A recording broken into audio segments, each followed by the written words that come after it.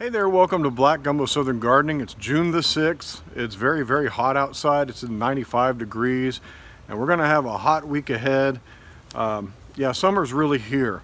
So my spring garden, as I've said in previous videos, is winding down and it's time to start transitioning to summer. But for right now, I want to show you some of the successes in my garden, some of the stars of my garden, my favorite plants.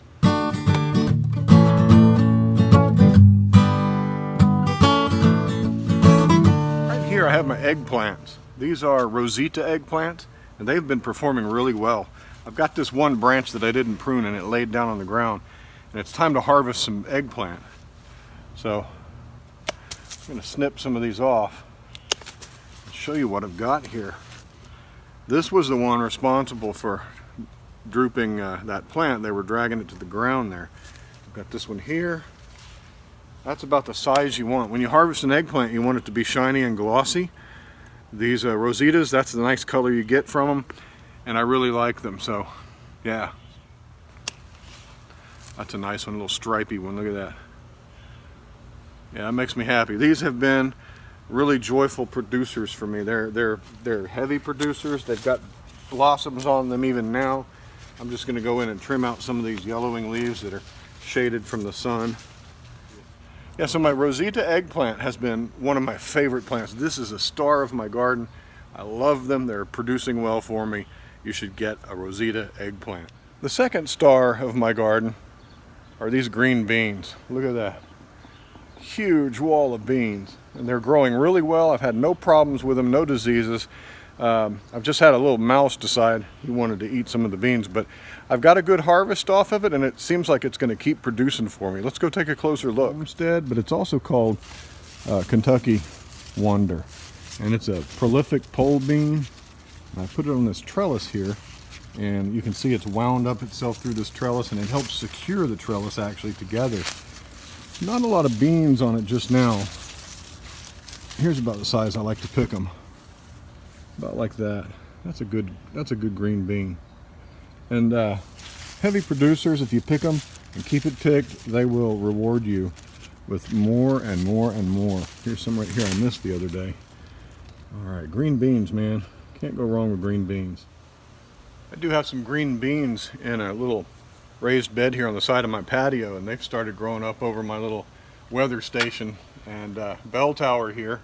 And I like that. I think that that's nice. That's one of the things I hoped they would do. All of these blossoms have the potential to be fertilized and become new green beans. And so they're really producing heavily right now, even in this heat. They're thriving. They don't seem to need much maintenance. They don't need much watering. They've just really received whatever rain they got. And so far, they're looking really good and healthy. This trellis, I started down there. I've got about 15 feet of trellis here, and then I go across here 4 feet, so it's actually an L-shaped, and it's worked out really well. Here is the other star of my garden. These are my Muscadine grapes. They are a perennial, and therefore they are a star of my garden every year, but this year especially, look at all the grapes. You see this?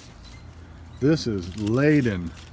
Completely laden with grapes that are coming in, and I'm going to have a huge harvest. And I've said this before this year that I've never seen this many grapes on these vines, and so this is really quite the star. I've got 3 varieties along here and they're all putting on tons. This is a bronze variety. It's a very delicious grape, kind of a golden color when it's ripe, and they're about the size of a ping pong ball when they're ripe. And down here, I've got a dark variety, and this one down here is putting on grapes as well. And so it really depends on how you prune and train and trellis these to maximize fruit production. And I use the Greg Ison's method, which is a pretty standard commercial grower's method, and it produces for me. Yeah, these are 4-year, I think this is my 4th year with these. I got them as bare roots, and they were about 2-3 feet high, and now they fill my whole side of my yard. Look at that. That's crazy. This is the star of my garden. Here's another star of my garden. This is my 4th most favorite success this year. my Christmas lima beans. This is a beautiful mass of green lush growth. It's gone to the top of its string trellis, and you can see if I had let it, it would have grown another 5 feet, but I don't have the room, so it just cascades back down. But yeah, these are delicious, wonderful lima beans, and I harvested a big harvest. Let me show you what they look like. These are awesome beans. Big pod like that. You get 2 or 3 beans in there, and when you open them up, look at those. Can you see that? Isn't that awesome? And these are delicious. I have to confess to you, all my life I've grown up hating lima beans so bad I wouldn't eat them. They were I was notorious for hating lima beans. But I thought, you know, I got over my fear of beets and my hatred of beets by growing my own. So I grew these this year with the hopes that I would find some way to cook them that I like them, and I did. See that with a little heat, the lima beans lose their color, and I suspect they'll just be white when it's finished. It's not real pretty because it's got bones in it. It's got bits of pork in it like that. That's ham. But man, those are what makes it so delicious. This is the best bowl of beans I've ever had, and these are lima beans, great big lima beans. Yeah, they're absolutely delicious. The recipe that I followed was kind of a blend between the Carla Lally Music at Bon Appetit Test Kitchen makes beans, and she learned her bean cooking skills from like some restaurateur master who makes legendary beans. And so I applied a lot of what I learned in her video, and you can find that on Bon Appetit. In fact, I have my Bon Appetit beans shirt on tonight. But and I also combined some soul food methods in here by using like a smoked ham. I didn't have any ham hocks, but I had ham shanks. And man, this is just such a good dish. It's real easy to make. You can make all kinds of good dishes if you just learn a few basic cooking skills. I try not to cook with canned foods or spices that are mixed up already. I try to cook as purely as I can, and this one really knocked it out of the park. It's not pretty because of all that's in there, but look at that. Look at that big lima bean. I grew up hating lima beans. My mom would make lima beans and I would cry. And it was always legendary in my family that I hate lima beans, but these are actually good. I think the difference is they're fresh. They weren't dried. And so because they were fresh, they cooked up real clean and real delicious. Man, I'm so happy. So there's my lima bean plant. Yeah, really nice. You might notice if you follow my channel that there are some tomato plants missing there. I had to take those out today. The heat's just too much for some of these plants right now, and I'm not going to do shade cloth and all that. I got other things I can plug in here. So I took some of those down, and I discovered that eggplant right there, and I forgot about that little guy. He was down in the jungle so bad that he's kind of covered in powdery mildew, but he's putting on fresh new growth. So I hope that Rosita will catch up and put on some fruit for me. So the things you find, huh? These flowers are pretty showy. I don't remember what they are. Zinnia? I don't remember. I'll have to look them up, but these really surprised me. They didn't do much for the longest time, and all of a sudden when the heat came, they grew 3 feet tall and started putting on these beautiful blossoms. Look at that. The marigolds. These are huge, and I think they're beautiful. I've got several kinds in here. I have no idea what kind they are. Now, I could look at my seed order and tell you what kinds I ordered, but I don't know what these are. But they sure are beautiful. Peppers. Always quite the star. These showy little guys are wonderful peppers. Doesn't that just frustrate you? When something gets in there and tears off half of your tomato and it's not even ripe yet. I actually think this is probably a rodent because of the way it's nicely chewed, and that's not bird damage, that's rodent damage. And it's not insect damage, it's too big. That's just a big meal for a rodent. That's why I'm trying to catch them. This guy here, just as it's starting to turn, that becomes a target for birds. So I like to harvest them now when they're that kind of golden color, and these will ripen up on the countertop. You can see that this plant is laden with tomatoes, and I've been eating a lot off of this. I'm gonna have to look up the variety in my database and see what this is, but it's a good tomato. It's delicious. If you see this kind of cracking and splitting on your tomato, don't worry about that.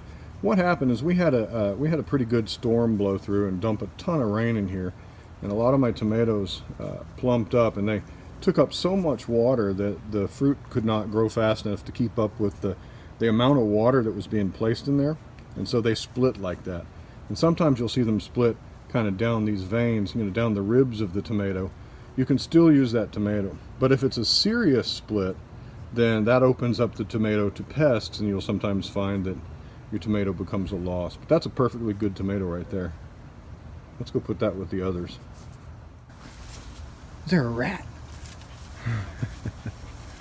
We actually do have a rat who lives under this deck, and I've been trying to catch him with that bucket trap over there.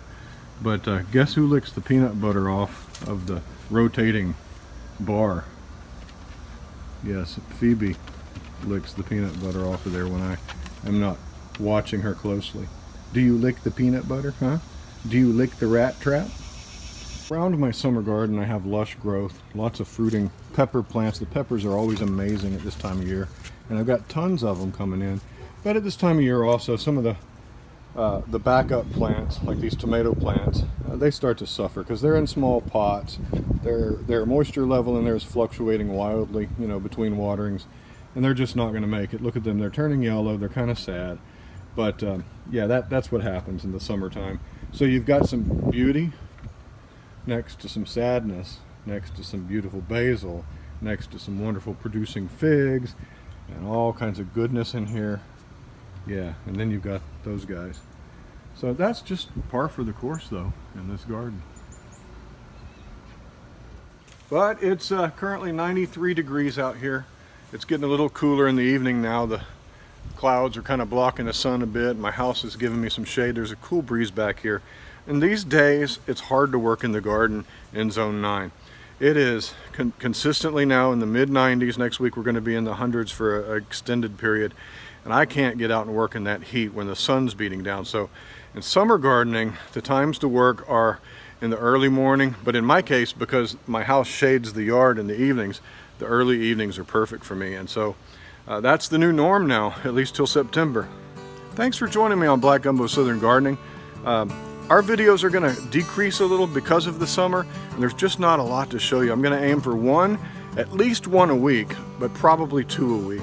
And some of those will be topics like gardening questions and answers. I'll show you how to cook some things. I'll show you how to sow some eggplant seeds in trays and transplant, just some summer things. And I'll also show you how to grow cowpeas.